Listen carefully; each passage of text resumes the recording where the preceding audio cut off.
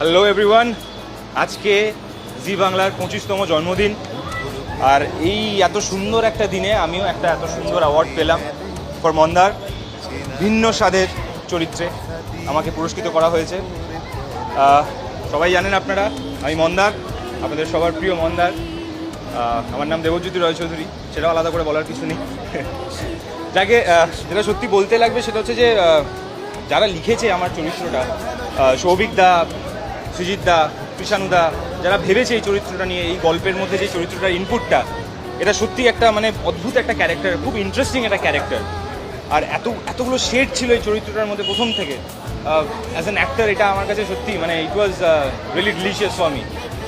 আর আজকে তার জন্য আমাকে পুরস্কৃত করা হয়েছে, তার জন্য আরও বেশি ভালো লাগছে, আরও বেশি উৎসাহিত আমি যে এরপরে আর যা কাজগুলো আসবে সেগুলো আরও ভালো করে করবো। And thank you so much Zee Bangla, আপনাদের সবার মনের চ্যানেল জি বাংলা।